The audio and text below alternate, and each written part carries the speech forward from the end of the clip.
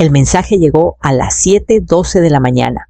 Un texto simple, sin puntos, sin saludos, solo cambiamos las cerraduras. Ya no vives aquí. Lo miré dejando que las palabras se quedaran en la pantalla. Mis manos no temblaron. Mi corazón no se aceleró. Deberían haberlo hecho. En cambio, sentí frío, como si hubiera entrado a una habitación que conocía y todo estuviera apenas fuera de lugar lo suficiente para sentirse extraña. No la llamé, no supliqué, solo escribí: qué valiente de tu parte. Luego dejé el celular y fui a preparar café, aunque nunca terminé la taza. Eso fue el martes. 2 días después, mientras tomaba una taza de té mucho mejor en el salón de un hotel donde nadie sabía mi nombre, el abogado de Sofía le envió un mensaje muy diferente. Tenemos un problema. Llámame de inmediato. Pero esa no era la verdadera raíz de la historia. La historia comenzó cuando decidí criar a una hija con ambas manos y sin red de seguridad. Empezó cuando la abracé después del funeral de mi esposo y le dije: todavía me tienes a mí. Comenzó cuando vendí la tierra que me dejaron mis abuelos para pagar su universidad. Cuando me mudé a su casa porque dijo: será mejor para todos. Y tal vez por un tiempo lo fue. Pero esa mañana, sentada bajo el suave murmullo de la música del lobby y el tintineo de la vajilla de alguien más desayunando, abrí mi libreta. No la que usaba para listas de compras o contraseñas, sino la que no había tocado en años. La que guardaba registros, fechas, transferencias, firmas. Subrayé una sola entrada en la 4ª página. Escritura copropiedad, propiedad Morales, Salazar, registrada 9 de agosto de 2016. La mesera volvió con agua caliente. Le agradecí en voz baja. Y antes de que el primer sorbo tocara mis labios, susurré para mí misma, no con enojo ni siquiera con tristeza, solo con una certeza extraña y firme: empecemos desde el principio. Tenía 33 años cuando Antonio murió. Un accidente de coche en una carretera cubierta de niebla. En un momento estaba planeando la cena y al siguiente doblaba una bandera junto a su tumba mientras sostenía a una niña pequeña que no entendía a dónde se había ido su papá. Sofía nunca pedía mucho. Era una niña callada, pensativa, de esas que parecen mayores de lo que son. Trabajé turnos nocturnos como enfermera y limpié oficinas por las mañanas. Aprendí a dormir en ratos de 90 minutos, a estirar un paquete de pasta para una semana, a esconder cuentas vencidas detrás de los portarretratos. Lo logramos. Juntas. Cuando Sofía cumplió 16, vendí las últimas 5 hectáreas de la tierra de mis padres para pagar sus cursos preuniversitarios y solicitudes. Ella lloró cuando llegó la carta de aceptación. Yo lloré cuando llegó la factura de la colegiatura. Aún así lo hice funcionar.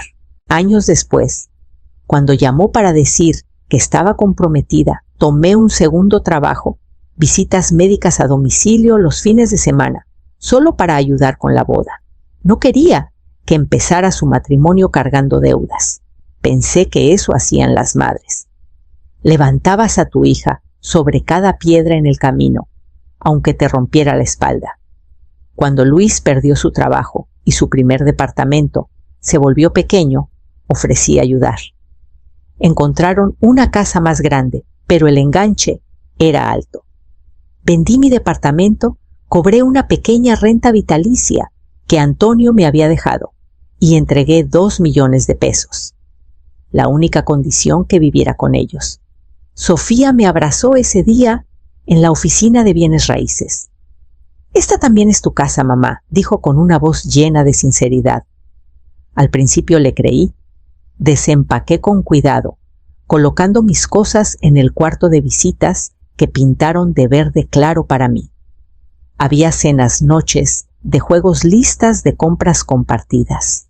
Pero poco a poco, en silencio, el tono cambió. Cenas sin mí. Puertas entrecerradas cuando pasaba por el pasillo. Comentarios que sonaban a broma, pero no se sentían así. Y el momento que marcó el verdadero comienzo de mi borrado Llegó una tarde tranquila cuando Luis dijo, sin levantar la vista, «Sabes, ya no es realmente tu espacio». El cuarto de visitas en el piso de arriba tenía luz por las mañanas. Solía dejar las cortinas abiertas solo para ver los rayos deslizarse por el librero. Pero después de que la promoción de Luis requirió una oficina en casa, me pidieron primero con suavidad que me mudara al sótano. Sofía lo presentó como una solución para todos. «¿Te dará más privacidad?», dijo sonriendo, como si fuera un regalo. El sótano era fresco y oscuro, con una ventana pequeña cerca del techo y el zumbido del calentador en la esquina. No me quejé. Me dije que era temporal. Me dije muchas cosas. Al principio, Sofía aún me decía mamá. Luego fue Elena frente a Luis. Después, solo ella cuando pensaba que no estaba escuchando. Los platos de la cena dejaron de llegar a mi puerta. Encontraba sobras frías, envueltas en aluminio, en el estante más bajo del refri, sin nota, sin cuidado. Una vez calenté un muslo de pollo en el microondas, solo para darme cuenta de que aún estaba crudo por dentro. Volví a lavar mi ropa, pero pronto también estaba doblando la de ellos. Luis nunca pedía, solo dejaba sus camisas en un montón sobre la lavadora con un seco gracias. Sofía dejaba notas adhesivas. «¿Puedes limpiar el baño de arriba esta semana? Está muy sucio». O «La basura. Ahora la recogen los jueves, no lo olvides». Una noche, al pasar por el estudio, escuché a Luis hablando por teléfono. Rió y dijo, «Es como nuestra sirvienta fija, solo que no lo sabe». Me quedé un momento con una mano en la pared del pasillo. Sentí la boca seca. No lo interrumpí. Bajé al sótano y me senté en el borde de la cama, mirando la pila de toallas que acababa de planchar. Me dije que aún valía la pena estar cerca de ellos. No estar sola. Me dije que era útil. Pero la utilidad es una moneda extraña. Cuando es lo único por lo que te valoran, el momento en que dejas de ser útil es el momento en que deciden que has caducado. Y ese momento llegó antes de lo que esperaba. Era el cumpleaños de Sofía. Invitó a amigas colegas de Luis, incluso a su cuñada, que nunca me quiso. Ofrecí cocinar, pero me dijeron que los del catering se encargarían. Ofrecí ayudar a preparar, pero me dieron un vaso de limonada y me pidieron solo relajarme. Estuve callada casi toda la noche, sentada en una esquina de la sala, viendo a la gente tomar champán y hablar de tasas hipotecarias y cruceros por el Caribe. Cuando sirvieron la cena, esperé a que dijeran mi nombre. No lo hicieron. Me acerqué al final cuando las bandejas estaban casi vacías. Alguien había tomado el último pedazo de salmón y me conformé con arroz seco y un panecillo tibio. Después del pastel, alguien sacó un celular para una foto grupal. Sofía gritó nombres, Luis su cuñada, su mejor amiga de la secundaria, pero no el mío. Me levanté de todos modos. Ella se giró y dijo con una sonrisa demasiado brillante, «Mamá, ¿tú puedes tomar la foto?». Ahí fue cuando algo en mí se rompió. Le di el celular a otra persona y me puse a su lado, de todos modos. «Ya he sido invisible demasiado tiempo», dije con voz baja pero firme. Ella se tensó. La sonrisa no se le borró del todo. Más tarde, cuando los invitados se fueron y la cocina estaba a medio limpiar, la seguí al pasillo. «Sofía, esto ya no se siente como mi casa», dije. «Y estoy cansada de fingir que no lo noto». No me miró a los ojos. «Tal vez es hora de que busques un asilo, algo más a tu ritmo». Esa noche preparé una bolsa pequeña, solo lo suficiente para unos días fuera. No sabía a dónde iba, pero sabía que necesitaba espacio para pensar. Cuando regresé a la mañana siguiente, mi llave no encajó. Lo intenté de nuevo más despacio presionando la cerradura. Nada. Entonces llegó el mensaje. «Cambiamos las cerraduras. Ya no vives aquí». Me quedé ahí en el frío de la mañana, con la bolsa aún en la mano. Las cortinas se movieron en el piso de arriba. Sofía estaba mirando. No saludé, no grité, Me di la vuelta, caminé hasta el final del driveway y pedí un taxi. Y supe exactamente a dónde me dirigía. El hotel no era nada especial. Alfombra desgastada, una máquina expendedora, zumbando al final del pasillo. Pero era cálido y el recepcionista me llamó señora con una amabilidad que no había escuchado en meses. Desempaqué solo lo esencial. Mis pantuflas. Una bufanda que Sofía hizo en la secundaria y que aún usaba cuando necesitaba consuelo. Y un sobre manila grueso que no había tocado en años. Entonces llamé a Carmen. Contestó al segundo timbrazo, su voz tan firme y clara como siempre. Elena Morales dijo: ya me preguntaba cuándo te acordarías de que existo. Nos encontramos en una tetería a medio camino entre su casa y la mía. Se veía bien mayor, claro, pero seguía siendo ella. Me deslicé en el banco frente a ella y no me molesté en cortesías. No pido compasión, dije. Pido que le eches un ojo a esto. Saqué el sobre de mi bolso y lo puse en la mesa. Lo abrió despacio, hojeando. Su ceño se frunció una vez. Luego se alzó. ¿Estás en la escritura?, dijo, más observación que pregunta. Sí, mi nombre está ahí. Agosto de 2016. Copropiedad. Tomé un sorbo de té. Sofía nunca preguntó, nunca se lo dije, por qué el abogado de la herencia de Antonio lo sugirió. Dijo que era protección por si algo pasaba, divorcio, deudas, lo inesperado. Pensé que solo era ser precavida. Carmen se recargó y tocó la página. Elena, esto no es solo ser precavida. Esto es propiedad, legal y vinculante. Asentí.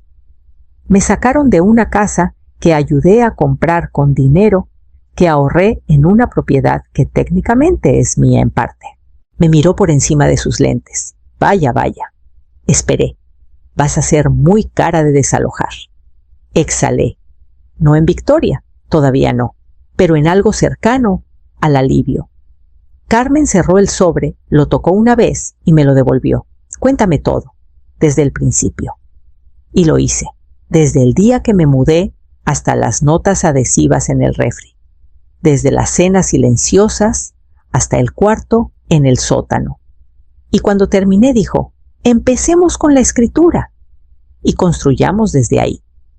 La oficina de Lucía Vargas era pequeña, pero impecable, paredes de madera silenciosas, una planta de hiedra en el alféizar y sin charlas innecesarias.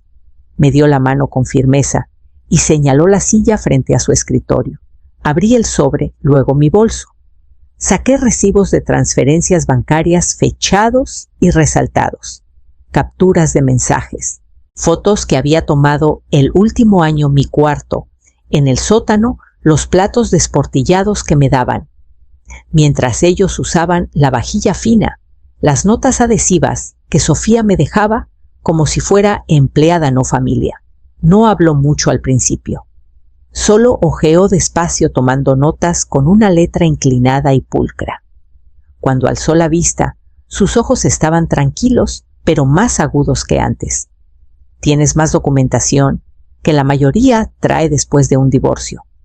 No quiero venganza, dije. Quiero mi nombre de vuelta, mi dignidad, un lugar donde pararme que no se mueva bajo mis pies. Lucía asintió. Entiendo. Tocó la copia de la escritura con un dedo. No solo te deben dignidad, podrían deberte daños. Luego se recargó, cruzó una pierna y dijo algo que me envolvió como un abrigo cálido. Tienes un caso, fuerte, y lo vamos a manejar con cuidado pero con firmeza. Mientras trazábamos los siguientes pasos: injunción temporal cese y desista notificación de derechos de ocupación. Imaginé a Sofía al otro lado de la ciudad, tal vez en su oficina, tomando un latte mientras reenviaba correos a Luis sobre los muebles nuevos para el patio que quería. Entre estrategia y silencio, su celular vibró. Imaginé que lo abrió. Un correo de su abogado. Asunto urgente. Asunto de propiedad. Tenemos una situación. Necesitas llamarme ahora. Sonreí apenas. No de alegría ni siquiera de rencor, sino porque al fin había dejado de encogerme. Había recogido los pedazos que intentaron desechar y comencé a armarlos en algo afilado y verdadero. Lucía me dio una lista de documentos para localizar para los siguientes pasos, pero ya los tenía todos. Y al día siguiente planeé hacer otra llamada, no a una abogada, sino a una mujer que manejaba historias cámaras y titulares en sus manos. Dani Rivera llegó al café en jeans y un blazer azul con una grabadora en una mano y una libreta de espiral en la otra. Se presentó con un apretón firme y una energía tranquila y constante. Casi cancelé 2 veces. Pero Carmen dijo, deja que la verdad hable, y ya no tenía razones para callar. Dani hizo preguntas no solo sobre la escritura o el dinero, sino sobre el cambio. ¿Cuándo pasó de hogar a carga? ¿Cuándo perdió peso mi nombre? En la boca de mi hija le conté de las comidas frías, el sótano, las notas, el sonido de risas arriba mientras lavaba sus toallas en silencio. Y luego al fin el mensaje. El candado. No interrumpió, solo garabateó, asintió y a veces alzaba la vista con ojos que no compadecían, solo escuchaban. Al final dudé. ¿Hay otras como yo pregunté? Apagó la grabadora. Más de las que crees. La mayoría se queda callada. Fue entonces cuando acepté que publicara. 2 días después, el titular decía, mujer mayor sacada de casa compartida. Pero la escritura dice otra cosa. En horas estaba en todas partes. La gente lo compartió en Facebook con comentarios furiosos. Fue tendencia en noticias locales. Llegaron mensajes desconocidos contándome de sus madres, sus abuelas de sí mismos. Gente que no conocía me llamó valiente. No me sentía valiente, me sentía cansada, pero también vista. Esa noche Sofía llamó. Vi la pantalla encenderse, su nombre aún guardado como Sofía de un tiempo que parecía de otra vida, parpadeó una y otra vez. La dejé sonar. Luego abrí la app de notas en mi celular y escribí algo que no planeé, pero que salió fácil y claro. Cuando el amor se convierte en ventaja, es hora de girar las cerraduras de vuelta. Lo publiqué, sin hashtags, sin etiquetas, sin contexto. A la mañana siguiente tenía un mensaje de voz de su abogado y al mediodía tenía un cerrajero programado bajo una orden judicial firmada con mi nombre en la parte superior. El cerrajero llegó primero joven, educado, sin hacer preguntas. Lucía llegó un momento después con documentos judiciales, en una mano y un maletín de piel en la otra. Estábamos en la banqueta pasadas las 10 de la mañana con la luz del sol reflejándose en el latón de la nueva cerradura que estábamos a punto de cambiar. Tenía la orden en mi bolso, no copias, originales, firmadas, selladas y respaldadas por todo el peso de la ley. El cerrajero terminó rápido, giró la perilla una vez y se hizo a un lado para que yo probara. La llave encajó. La puerta se abrió. Entramos en silencio hasta que una voz resonó desde el pasillo. ¿Qué demonios está pasando? Sofía apareció con el pelo en un chongo descalza en leggings y suéter. Detrás de ella, Luis rondaba y a su lado una mujer que no reconocí con una carpeta claramente su agente inmobiliaria. Sofía parpadeó fuerte. No pueden simplemente entrar aquí, crucé el umbral sin dudar. Mi nombre está en la escritura. Lucía no se inmutó. Abrió el maletín, sacó el paquete de documentos y lo extendió. Esto es una reentrada aprobada por la Corte. Han sido notificados oficialmente 14 días para desocupar. Después de eso, seguimos con sanciones civiles. La boca de Luis se movió, pero no salió nada. La inmobiliaria miró entre nosotros con ojos muy abiertos y luego se excusó en silencio. No lo puedo creer, siseó Sofía. No respondí. Solo pasé junto a ellos por el pasillo, que había fregado 100 veces junto al armario de blancos, que aún tenía toallas, que yo doblé hasta el cuarto que solía ser mío. Habían cambiado la ropa de cama. Lo convirtieron en una especie de almacén de manualidades. Pero la ventana seguía ahí, y la luz caía sobre el piso como antes. Me senté en el borde de la cama, presioné ambas manos en mis rodillas y dejé que mi respiración se asentara. No con enojo, no con venganza, solo con la certeza de estar exactamente donde tenía derecho a estar. En el pasillo, escuché la voz de Sofía subir de tono. No fui hacia ella. Lucía entró al cuarto y dijo: ya empezaron a hacer llamadas. Sofía presentó una contrademanda 2 días después de que el cerrajero cambió las cerraduras de nuevo, esta vez a mi favor. Alegó influencia indebida. Dijo que la escritura estaba desactualizada. Afirmó coerción emocional. Lucía apenas parpadeó. La historia, que ya hervía a fuego lento, explotó. Los sitios de noticias la retomaron. Los titulares giraban en torno al mismo tema: hija saca madre de casa, resulta que la mamá es dueña. La gente estaba enojada, y no solo por mí. Llegaron correos anónimos de adultos mayores contando historias escalofriantemente similares, cheques de pensión desviados a casas de las que luego los echaron cuartos cedidos para oficinas, comidas que sobraban al final. Leí sus palabras con manos temblorosas. Decidí hacer un en vivo. El hotel me ayudó a prepararlo. Fondo limpio, audio claro, luz suave en mi rostro.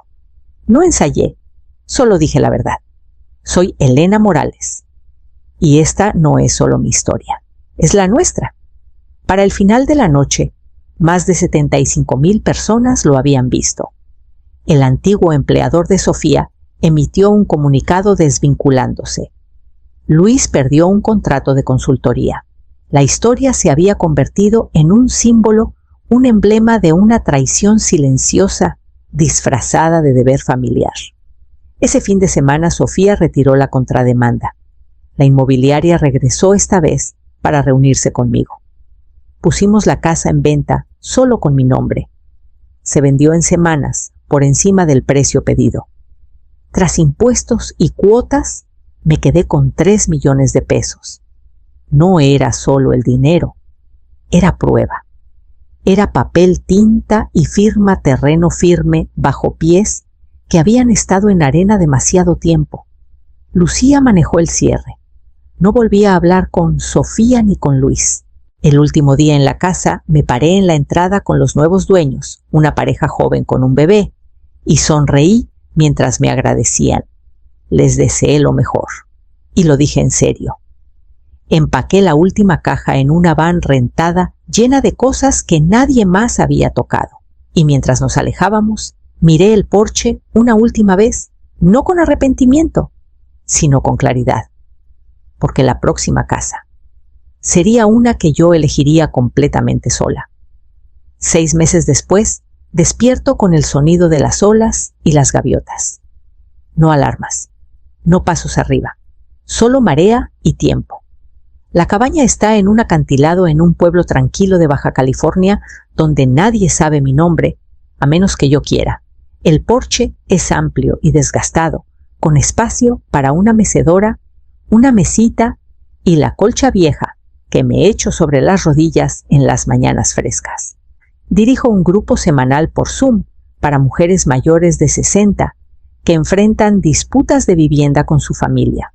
No solo hablamos de derechos legales, hablamos de reclamar espacio, voz, identidad.